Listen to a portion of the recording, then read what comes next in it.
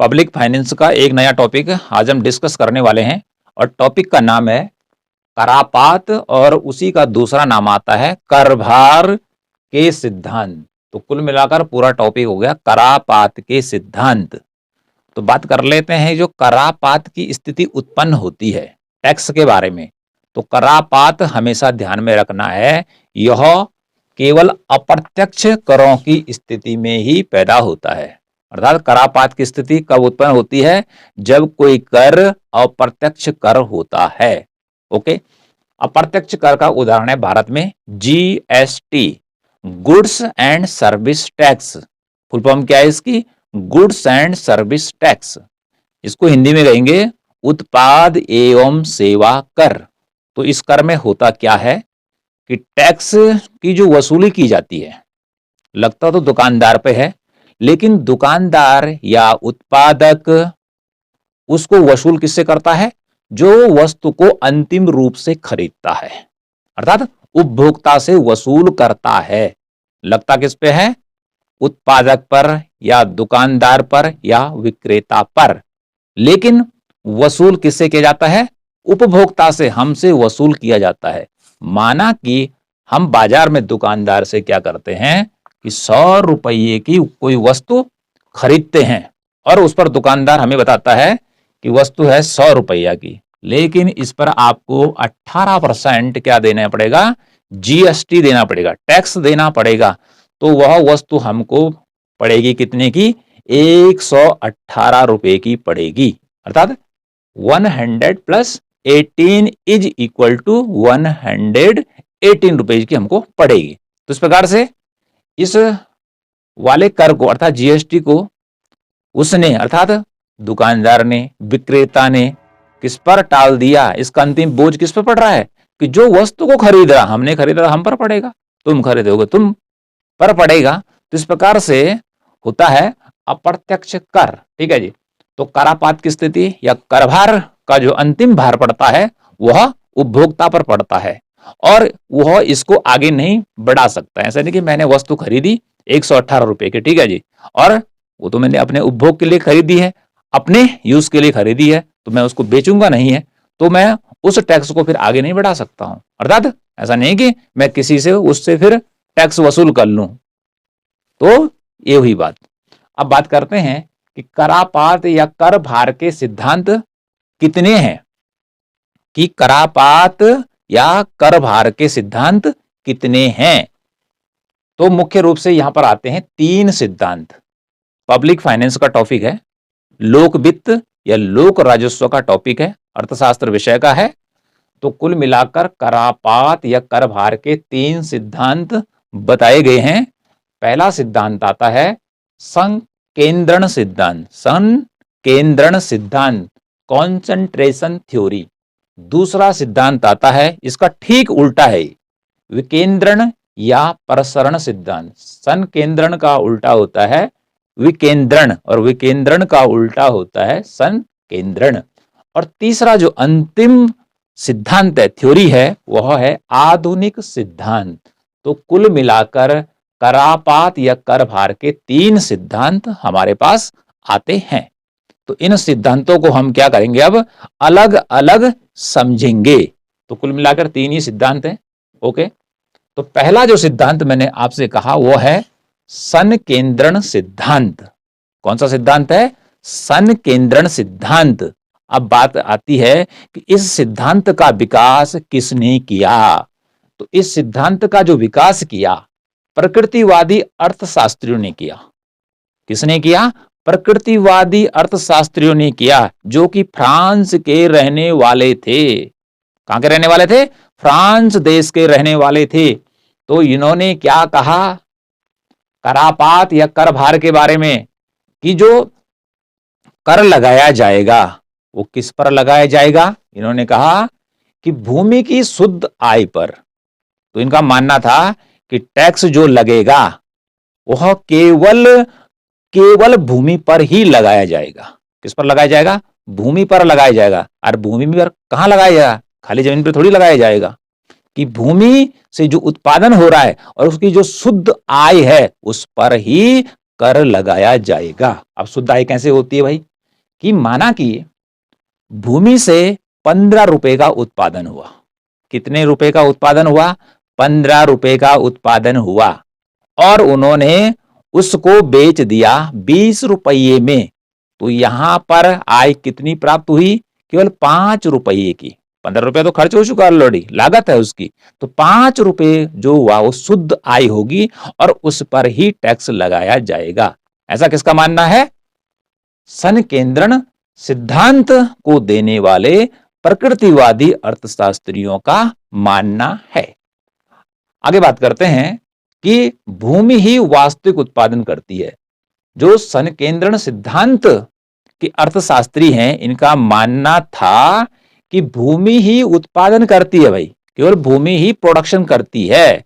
अन्य जो साधन है वह अनुउत्पादक है, वो किसी भी प्रकार का प्रोडक्शन नहीं करते हैं, उत्पादन नहीं करते हैं, ऐसा इनका मानना था। तो कुल मिलाकर संकेंद्रण सिद्धांत के अनुसार जो कर दिया जाएगा उसका भुगतान कौन करेगा? भूमिपति, क्योंकि इसने भूमि पर लगना है, भूमि की शुद्ध आय पर लगना है, भूमि के उत्पादन पर लगना है। तो टैक्स का भुगतान केवल कौन करेगा? भूस्वामी, लैंडलॉर्ड करेंगे। जो खेतों के मालिक हैं, भूमिपति कहते हैं उनको, भूस्वामी कहते हैं उनको, और इंग्लिश में लैंडलॉर्ड कहते हैं। इसके अलावा किसान इसमें आएंगे, वह इन करों का भुगतान करेंगे। तो कुल मिलाकर संकेंद्रण सिद्धांत क्या बतलाता है? यह सिद्धांत बतलाता है कि केवल जो कर है वह भूमि ही प्रदान करती है। चाहे कर आप किसी संस्था, व्यक्ति, वस्तु पर लगा दो, लेकिन अंतिम रूप से जो कर दिया जाएगा वह भूमि के स्वामियों के द्वारा ही दिया जाएगा। तो संकेंद्रण का यहां पर क्या मीनिंग हो गया?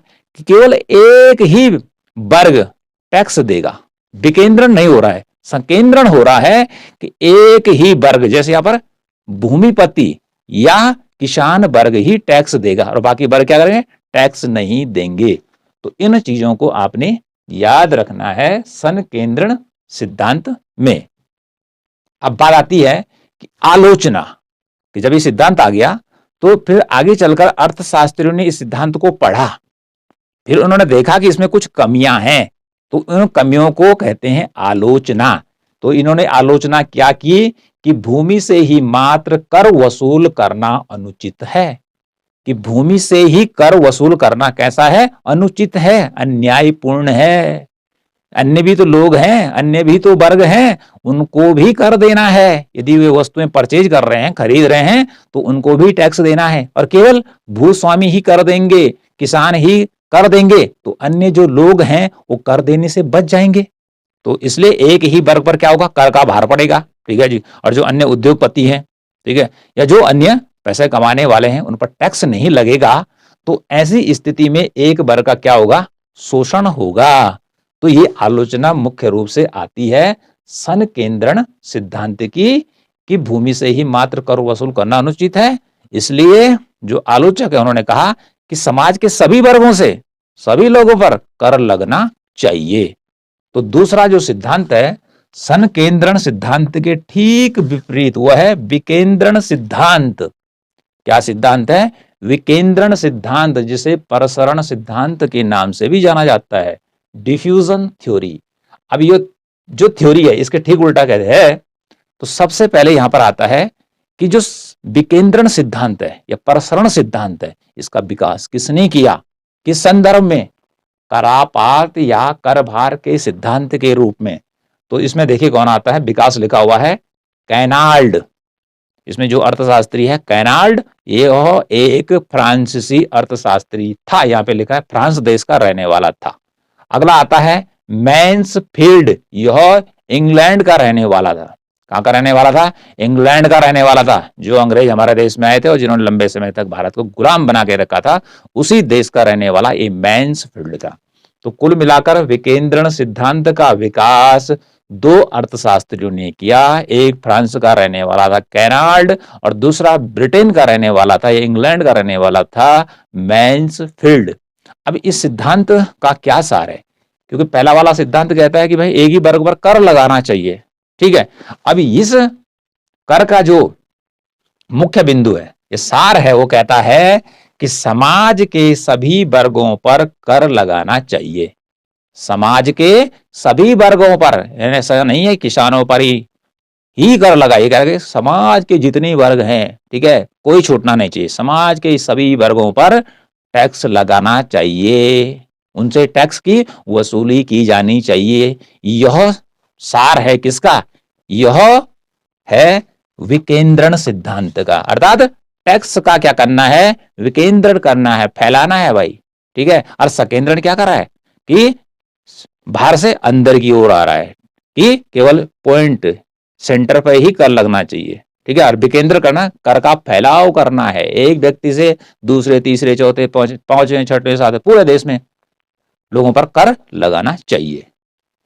तो ये बात कर रहा है विकेंद्रण सिद्धांत। तो एक ही लाइन में याद हो गया कि विकेंद्रण सिद्धांत का क्या मीनिंग हो गया करापात के बारे में, कि समाज के सभी वर्गों पर कर लगाना चाहिए। ऐसा किसका मानना था? कैनाल्ड और मैन्सफील्ड का मानना था। आगे देखिए, कोई कर या सभी कर जिस ढंग से लगाए जाने या लगाए जाए वे धीरे धीरे संपूर्ण समाज में फैल जाते हैं। क्या कह रहा है?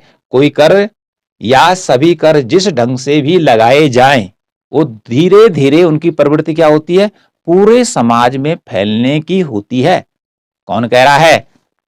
विकेंद्रण सिद्धांत के प्रतिपादक कैनाल्ड और मैन्सफील्ड का कहना है कि समाज के कुछ वर्ग पर या कुछ लोगों पर टैक्स लगाया, ओके जी, फिर वह बाहर की तरफ जाएगा, फिर बाहर की तरफ जाएगा, बाहर की तरफ जाएगा, ठीक है, धीरे धीरे फैलने का काम करेगा और उसके बाद सभी लोग जो है धीरे धीरे कर देने लगेंगे। ऐसा किसका मानना है?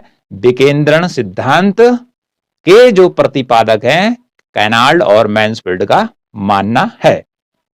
आगे देखिए, कैनाल्ड का एक उदाहरण लेते हैं। कैनाल्ड ने किस प्रकार से करों का फैलाव होता है, किस प्रकार सेंटर से आउट की ओर बाहर की तरफ कर फैलते हैं। उसने कहा कि जैसे मनुष्य का शरीर है और शरीर में यदि एक नस क्या हो जाए, उससे ब्लड निकाला जाए, ठीक है, खून निकाला जाए, तो इससे क्या होगा? खून तो इस नस से निकाला, माना ये इस हाथ से निकालो, किसी से भी निकालो, पैर से निकालो, तो क्या होगा कि खून यहां से निकलेगा, लेकिन खून ज्यादा निकल गया तो इसका जो असर है वो पूरे शरीर में पड़ेगा। अर्थात सारे शरीर में खून की कमी हो जाएगी। होना क्या चाहिए था कि यहीं पर असर पड़ता, लेकिन असर यहीं पर नहीं पड़ता है। खून तो यहां से निकला, लेकिन पूरे शरीर में खून की कमी हो जाती है। ओके, तो इसी प्रकार से उसने कहा कि समाज में जब टैक्स लगता है, ठीक है, तो जो समाज है उस पे टैक्स का जो असर पड़ेगा धीरे धीरे वो समाज के संपूर्ण वर्ग पर पड़ेगा। केवल ऐसा नहीं है कि हाथ की तरह एक नस पर पड़ा, ठीक है, नस कट गई इधर की और बाकी शरीर बिल्कुल टकाटक काम कर रहा है, ऐसा नहीं है। तो उदाहरण क्या बताया कैनाड ने कि शरीर के यदि किसी नस को कट जाए या उसे सिरिंजी से खून निकाला जाए तो सारे शरीर में खून की कमी हो जाएगी, न कि केवल उस नस में। ओके, अर्थात सारे शरीर में क्या हो जाएगा?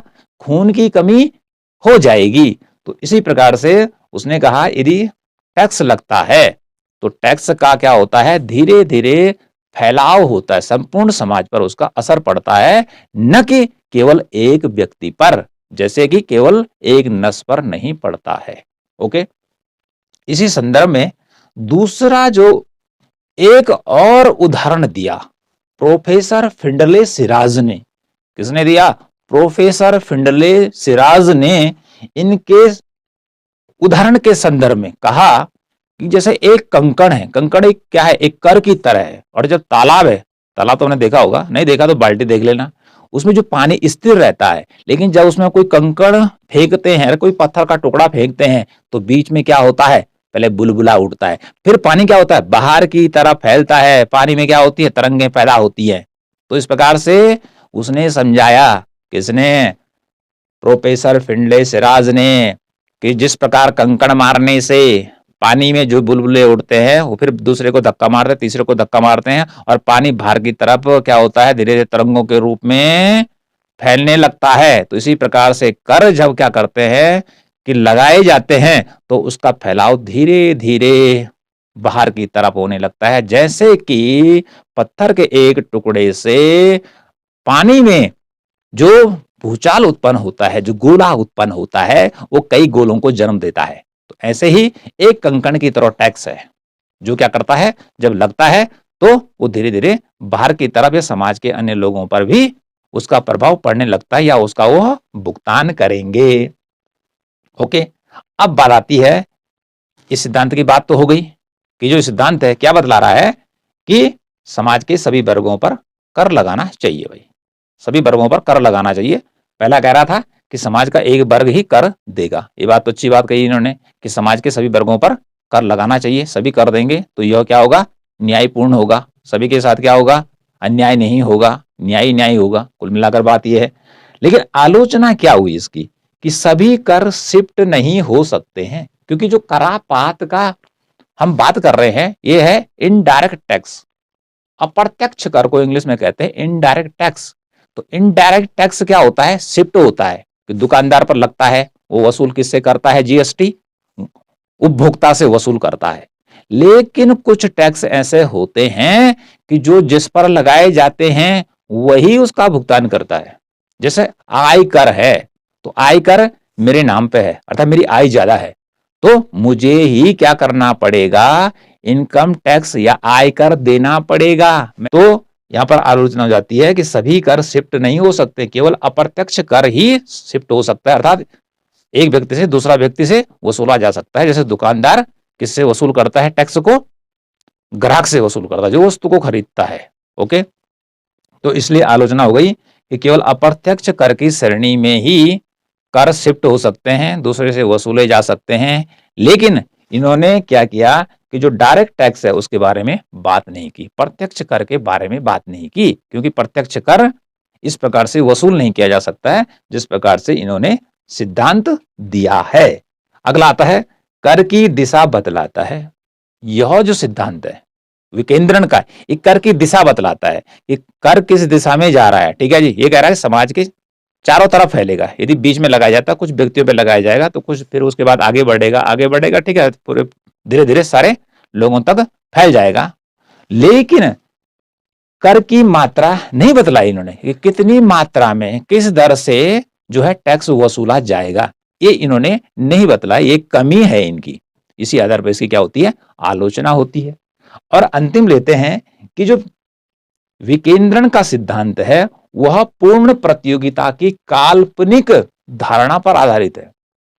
कि जो विकेंद्रण का सिद्धांत है करापात कर भार का, यह पूर्ण प्रतियोगिता की मान्यता पर आधारित है। जबकि पूर्ण प्रतियोगिता कैसी है, काल्पनिक है कि क्या होते हैं, बाजार में क्रेताओं और विक्रेताओं की संख्या बहुत ज्यादा होती है, सभी को बाजार का ज्ञान होता है, वस्तु का मूल्य एक समान होता है, फर्मों को आने और जाने की स्वतंत्रता होती है। ठीक है, तो इस प्रकार की बहुत सारी बातें इसमें कही गई हैं जो कि वास्तविक जगत में देखने को नहीं मिलती हैं। जबकि इनका पूरा का पूरा सिद्धांत क्या है, पूर्ण प्रतियोगिता पर टिका हुआ है, इसलिए इस आधार पर इनकी आलोचना की जाती है। और हकीकत में बाजार में देखने को कौन सी प्रतियोगिता मिलती है, अपूर्ण प्रतियोगिता देखने को मिलती है। तो इस प्रकार से यह हो गया विकेंद्रण का सिद्धांत। तीसरा जो सिद्धांत है वो आता है आधुनिक सिद्धांत, कर भार का आधुनिक सिद्धांत, करापात का आधुनिक सिद्धांत, मॉडर्न थ्योरी ऑफ इंसिडेंस आता है टैक्स का। अब ये किस पर आधारित है, क्योंकि यह इन दो के मुकाबले आज के टाइम में, आज के समय में यह सिद्धांत चलता है करापात के बारे में। यह सिद्धांत क्या कहता है, यह किस पर आधारित है, यह मूल्य या कीमत पर आधारित है। मूल्य या कीमत पर आधारित है। जो वस्तुएं बाजार में बिक रही हैं उनकी क्या होती है, कीमत होती है, उसका मूल्य होता है। टमाटर लेंगे उसका मूल्य है, जैकेट लेंगे उसका मूल्य है, ठीक है, कुछ भी चीज लेंगे प्रत्येक का मूल्य है। अब जो वस्तु क्या होगी, विनिमय होगा, जिसका व्यापार होगा तो उसका मूल्य होगा। ठीक है जी, तो कुल मिलाकर ये सिद्धांत अर्थात कर का या कर भार का या करापात का जो आधुनिक सिद्धांत है वह कीमत या मूल्य पर आधारित है, क्योंकि प्रत्येक वस्तु और सेवा का मूल्य होता है। अब ये सिद्धांत क्या कहता है कि टैक्स कौन देगा भाई? यहाँ पर जो टैक्स हो रहा है बात, वह अप्रत्यक्ष कर की बात हो रही है। किस कर की बात हो रही है? अप्रत्यक्ष कर की बात हो रही है। ये कह रहा है अतिरेक आय या अतिरिक्त आय से करों का भुगतान होता है। क्या कह रहा है आधुनिक सिद्धांत? कि जो भी उत्पादक है, जो भी विक्रेता है, वो अतिरिक्त आय से ही करों का भुगतान करता है। अतिरिक्त आय से, जब उसको लाभ होगा। अतिरिक्त आय का अर्थ है कि माना कि दुकानदार ने कोई वस्तु खरीदी कितने में? 17 रुपये में, मतलब उसकी उत्पादन लागत है 17 रुपये में। अब माना कि उसने 17 रुपये में बेच दिया, तो वो टैक्स नहीं देगा भैया, क्योंकि यहाँ पे उसको कोई लाभ नहीं हो रहा है। लेकिन वो 17 रुपए की वस्तु को क्या करता है? 27 रुपीज में बेच देता है। तो 27 में से 17 घटाना है, तो 10 रुपए का जो उसको बेनिफिट हो रहा है। ठीक है जी, इसे बोलेंगे अतिरेक आय या अतिरिक्त आय। इस पर ही वह क्या करेगा? कर का भुगतान करेगा। ठीक है जी, तो लाभ की स्थिति में ही कर का भुगतान होगा। मॉडर्न थ्योरी कहती है किसकी? करापात या कराभार का आधुनिक सिद्धांत। ठीक है, अगला है कर वस्तु की उत्पादन लागत का ही भाग है। यह सिद्धांत मानकर चलता है कर भार का आधुनिक सिद्धांत कि जो लागत है वो किसमें छिपी हुई है? वो उत्पादन लागत में ही छिपी हुई है। अर्थात ये 17 रुपया है, हो सकता है कि इसमें 10 ये है, ठीक है जी, और सब जोड़ जाड़ के 7 और जोड़ दिया, तो इसमें ही वस्तु की उत्पादन लागत भी छुपी हुई है। कुल मिलाकर मान लीजिए कि 17 रुपया ही वस्तु की उत्पादन लागत है, और इसी प्राइस पर यदि वो बेचता है, ठीक है, तो उसको घाटा होगा। तो उत्पादन लागत छुपी हुई है, तो उससे ऊपर बेचेगा तो उसको क्या होगा? लाभ की स्थिति होगी। तो कर वस्तु की उत्पादन लागत का ही भाग है। अगला है क्रय विक्रय आधारित वस्तुओं का विवर्तन संभव है। यानी क्रय विक्रय आधारित वस्तुओं का कर विवर्तन, यानी कि जिन वस्तुओं का क्रय विक्रय होता है, जो वस्तुएं बाजार में खरीदी और बेची जाती हैं, उन्हीं के टैक्स का विवर्तन होता है। विवर्तन में क्या होता है कि टैक्स लगता है दुकानदार पर, उत्पादक पर, ठीक है जी, लेकिन वसूल किससे करता है? ग्राहक से करता है, उपभोक्ता से करता है। तो यदि देखो भाई 100 रुपए की वस्तु भी बात की थी हमने, और 18 रुपए का जीएसटी लगता है, ये अप्रत्यक्ष कर लगता है। तो जो ये कर है, यदि कोई वस्तु खरीदता है तो दुकानदार किससे वसूल करता है? उपभोक्ता से वसूल करता है। जो 18 रुपए वसूल किए जा रहे हैं, ये किससे वसूल किए जा रहे हैं? उपभोक्ता से वसूल किए जा रहे हैं। जो वस्तु को खरीद रहा है वो है उपभोक्ता। ओके, तो ऐसी स्थिति में उसने कर का क्या कर दिया? जो भार था अपने सिर से टालकर किसके ऊपर डाल दिया? ग्राहक के ऊपर डाल दिया, उपभोक्ता के ऊपर डाल दिया। तो इसे कहते हैं कर विवर्तन। क्या बोलते हैं? कर का विवर्तन कर दिया उसने। देना था उसने था, लेकिन उसने वसूल किससे कर दिया?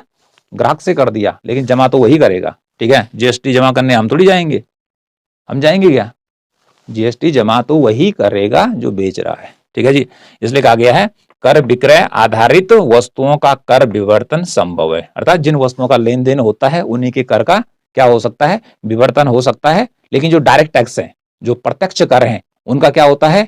विवर्तन नहीं हो सकता है। ओके जी, वो दूसरा उससे वसूल नहीं किया जा सकता है, जिस पर लगेगा वही उसका भुगतान करेगा। अगला देखिए, वस्तुओं का मूल्य इतना जरूर होना चाहिए जिनसे करों का भुगतान किया जा सके। ये क्या कह रहा है? वस्तुओं और सेवाओं का मूल्य इतना जरूर होना चाहिए, मतलब इतना कम भी ना हो कि जिससे करों का भुगतान नहीं किया जा सके। इसलिए वस्तुओं का मूल्य इतना जरूर हो कि जिससे कि करों का भुगतान हो सके। यदि घाटे की स्थिति हो रही है तो कहां से करों का भुगतान करेगा? तो इसलिए मूल्य वस्तुओं का न तो ज्यादा न तो कम होना चाहिए, उचित मूल्य होना चाहिए, जिससे कि टैक्स दिए जा सके। सरकार को देना है टैक्स। ओके जी, अगला है कर लगाने पर मूल्य नहीं बढ़ता। यदि कर लगता है किसी वस्तु पर और उसका मूल्य नहीं बढ़ता है, ओके, माना कोई वस्तु है 10 रुपये की, ठीक है जी, और फिर टैक्स क्या, अगर सरकार ने बढ़ा दिया टैक्स, ठीक, लेकिन उसका मूल्य नहीं बढ़ता है, तो इसका मतलब है कि इसमें पहले से ही टैक्स क्या है? शामिल है। यहीं पर लिखा हुआ मेरा, कर लगाने पर मूल्य नहीं बढ़ता, तो इसका मतलब अतिरिक्त आय का पहले से ही प्राप्त, अर्थात अतिरिक्त आय पहले से ही प्राप्त हो रही है। किसको? अरे भाई दुकानदार को, विक्रेता को, उत्पादक को पहले से लाभ हो रहा है। ठीक है जी, इसलिए वह अतिरिक्त कर लगाने पर ही भी वस्तु को 10 रुपए में ही बेच रहा है, अर्थात उसने पहले से महंगी कर रखी थी वस्तु। ठीक है, और कर लग गया तो अब आंशिक लगा, कर बहुत ही कम लगा, तो उसने कहा ठीक है जी, क्या लगाना है, ठीक है, ग्राहक बिगड़ जाएंगे, नहीं आएंगे दुकान पे, ठीक है, पहले से वस्तु का दाम बढ़ा रखा है, तो ठीक है उतने में दे देते हैं, ओके जी, और लोग भी खुश। ठीक है, लोग भी खुश हो जाएंगे, हाजी इतना टैक्स बढ़ाया था गवर्नमेंट ने और इन्होंने तो कुछ भी नहीं लिया, हैप्पी हैप्पी हो जाएगा उपभोक्ता। लेकिन आपने सिद्धांत में क्या लिखना है? कर लगाने पर मूल्य नहीं बढ़ता है यदि, तो इसका मतलब अतिरिक्त आय पहले से ही प्राप्त हो रही है। किसको? विक्रेता को, दुकानदार को, उत्पादक को हो रही है। ओके जी, तो इस सिद्धांत की मुख्य मुख्य बातें ये हैं। अब देखो भाई, कर का कितना विवर्तन होगा, मतलब अर्थात अप्रत्यक्ष कर की बात की जा रही है। अप्रत्यक्ष कर एक व्यक्ति से दूसरे व्यक्ति पर किस प्रकार से शिफ्ट करता है, उत्पादक, विक्रेता, दुकानदार, ये बहुत सारे फैक्टर हैं इसके, कि यह जिन पर निर्भर करता है कि कितना कर का शिफ्ट किया जा सकता है, अर्थात कि 18% जीएसटी लगा दिया, कि 18 का किया जा सकता है कि नहीं किया जा सकता है, तो इसको प्रभावित करने वाले अनेक कारक हैं। ठीक है, अनेक कारक हैं, उनको आपको बाद में बताया जाएगा। तो कुल मिलाकर आज मैंने आपको क्या बताया? करापात या कर भार के सिद्धांत, करापात या कर भार के सिद्धांत कि जो ये बतलाते हैं कि जो अप्रत्यक्ष कर हैं उनका जो विवर्तन होता है, अर्थात दुकानदार से या उत्पादक से या विक्रेता से और उपभोक्ता की तरफ किस प्रकार से जाते हैं, ये बतलाता है। ठीक है जी, तो मॉडर्न थ्योरी तो ये क्या कह रही है कि अतिरिक्त आय पर जब वस्तुओं का लेन देन होगा तो जो अतिरिक्त आय प्राप्त होगी दुकानदार को, विक्रेता को जो बेनिफिट होगा उसी पर ही टैक्स वसूला जाएगा। हम बता रहे हैं करापात हो चाहे कराघात हो, इसमें ये बतलाने की कोशिश की जा रही है, ये बतला रहा है कि टैक्स का भुगतान कौन करेगा, टैक्स का भुगतान कौन करेगा। तो यहां पर आता है करापात में कि टैक्स का जो भुगतान है, ठीक है, अंतिम रूप से जो भुगतान है वह ग्राहक करता है, उपभोक्ता करता है। ऐसे कर जो होते हैं वह शिफ्ट हो जाते हैं, दुकानदार ने अपने पर लगे हुए कर को दूसरे पर शिफ्ट कर दिया, किस पर? जो वस्तु को खरीद रहा है, ओके जी, उससे पैसे वसूल कर दिया, तो जो वसूल पैसा उससे कर रहा है उसे कहते हैं शिफ्ट होना। ठीक है जी, उस पर लगा, उसने उस पर लगाया, ठीक है जी, और अपने पास उसको ले लिया, फिर उसको सरकार को जमा करेगा। तो कुल मिलाकर भुगतान का तरीका है कि चाहे वो कराघात है और चाहे करापात है, कि कर का भुगतान कौन करेगा। तो कराघात में कर का भुगतान वही करता है कि जिस पर लगाया जाता है और उसका जो प्रभाव है उसी व्यक्ति पर पड़ता है। ठीक है जी, लेकिन यहां पर कंडीशन उल्टी है कि कर लग रहा है दुकानदार पर, लेकिन उसका जो प्रभाव है वो किस पर पड़ रहा है? वह सीधे पड़ रहा है उपभोक्ता पर, अंतिम खरीदने वाले व्यक्ति पर पड़ रहा है। तो इस प्रकार से ये रहा आज का हमारा करापात या कर भार के सिद्धांत। तो कितने सिद्धांत हैं भाई? 3 ही सिद्धांत हैं, याद रखने हैं कि संकेंद्रण सिद्धांत है, विकेंद्रण सिद्धांत है, आधुनिक सिद्धांत है। और करापात की जो स्थिति है ये केवल अप्रत्यक्ष करों के बारे में ही उत्पन्न हो। इस प्रकार से आज का जो हमारा टॉपिक है बहुत ही इंपॉर्टेंट टॉपिक है, इसको आप याद कीजिए। ठीक है जी, लिखिए, नोट्स बनाइए